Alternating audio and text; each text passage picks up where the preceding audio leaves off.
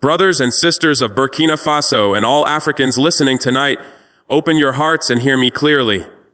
The time has come for us to rise, not with words, but with our hands, our courage, and our own creations. For too long the world has told us that Africa cannot make anything. They said we can only consume, never create. They told our youth to wait for foreign aid, that our poor must wait for mercy from the West. But today, that story ends. Today, we begin a new chapter written by the hands of our own people.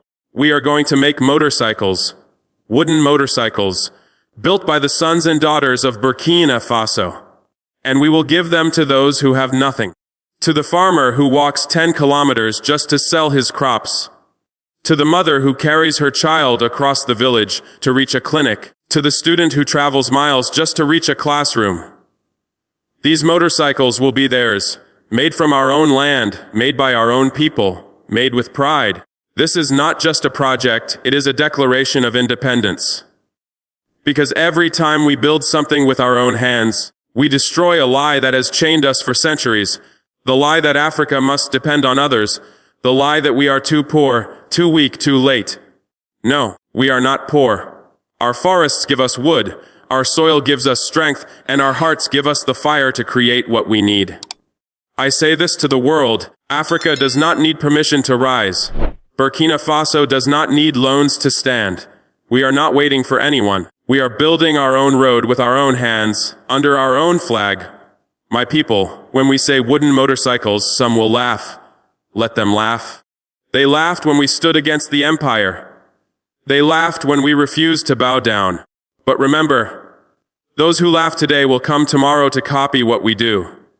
They do not understand that our power is not in the material, but in the spirit behind it. Every motorcycle we build is more than transport. It is a symbol of freedom. It is a message to every African youth. You don't need a factory in Europe to create something powerful. You don't need foreign investors to bring you dignity. You already have what you need. Your mind, your courage, and your unity. I call upon the carpenters, the blacksmiths, the mechanics, the dreamers. Come together. This is your project. This is your revolution. When you touch that wood, remember, you are not just building a machine. You are shaping the future of your continent.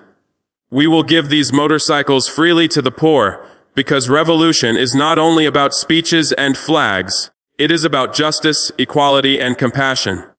When one of us moves forward, we all move forward. When one child rides that motorcycle to school, the whole nation moves. The colonizers built borders to divide us. They built systems to make us doubt ourselves. But look around. We are still here, stronger than ever. Our spirit was never colonized. Now, we turn our pain into progress. I do not care if the world says it is impossible. I do not care if they say it is too simple. What matters is that it is ours. The revolution begins not with what we wait for, but with what we already have. We will teach our youth how to build. We will open workshops in every province. We will share the knowledge, the design, the vision. No patents, no secrets, because Africa must rise together. Let our brothers in Mali, Niger, Ghana, and Senegal see this fire and light their own. They have taken our gold, our land, our oil, but they will never take our pride. We are the generation that will no longer ask for permission to exist with dignity. My people, I see the day when the roads of Burkina Faso will be filled with wooden motorcycles. Thousands of them, moving like a wave of freedom, built by the people, for the people. That day is coming soon. And when it comes, the world will see that the African Revolution does not always wear a uniform or carry a gun. Sometimes it carries a hammer, a saw, and a dream. We are building a nation that believes in itself again. A people who no longer beg to move forward. Let every man, every woman, and every child know this: the future of Burkina Faso is in our own hands. We will not wait. We will not bow. We will not sell our dignity for aid or applause. We will move forward with our wooden motorcycles, with our African spirit, with our unshakable belief that we can. This is how freedom looks, built from our soil, carried by our hearts, and driven by our people. Long live Burkina Faso. Long live the African Revolution. And long live the spirit of those who dared to build even when the world doubted them. Because from this day forward, no one will ever again say that Africa cannot. We can, we will, we are. The first truth is the rebirth of self-reliance.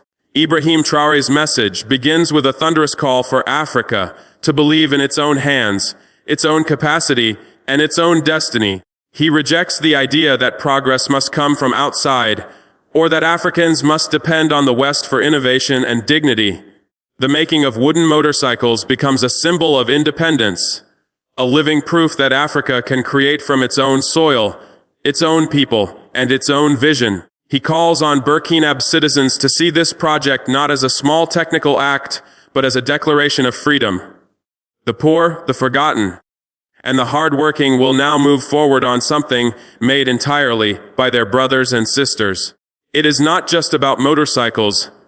It is about the spiritual awakening of a nation that has rediscovered faith in its own strength. The second truth is the transformation of simplicity into power.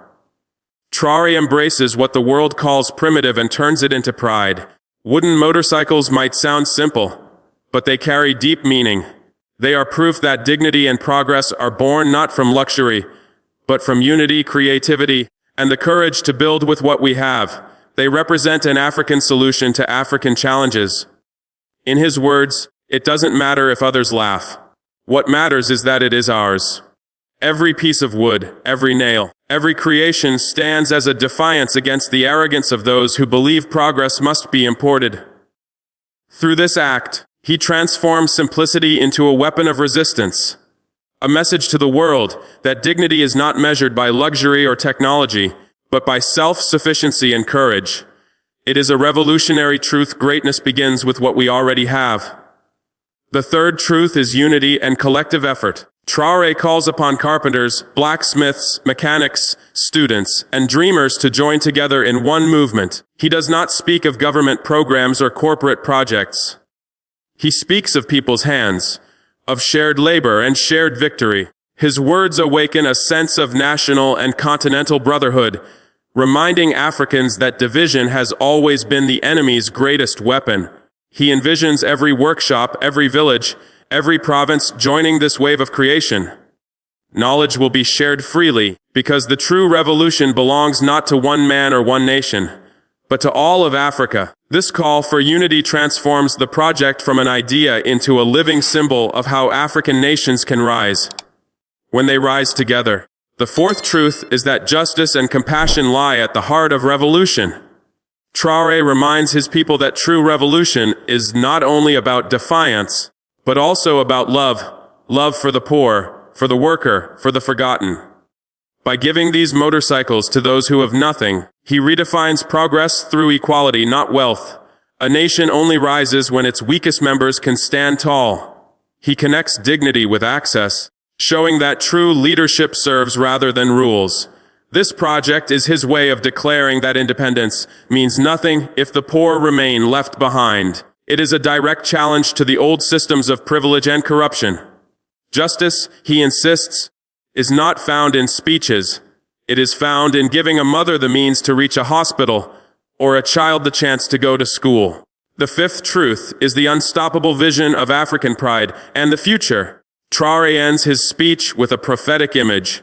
Thousands of wooden motorcycles filling the roads of Burkina Faso, symbols of a people moving forward by their own will. He reminds the nation that revolutions are not only made with weapons, but with creation, with the hands that build instead of destroy. He declares that Africa will no longer wait for permission to exist with dignity. His closing message burns with courage and hope. Africa can. Africa will. And Africa is rising. The wooden motorcycle becomes more than an invention.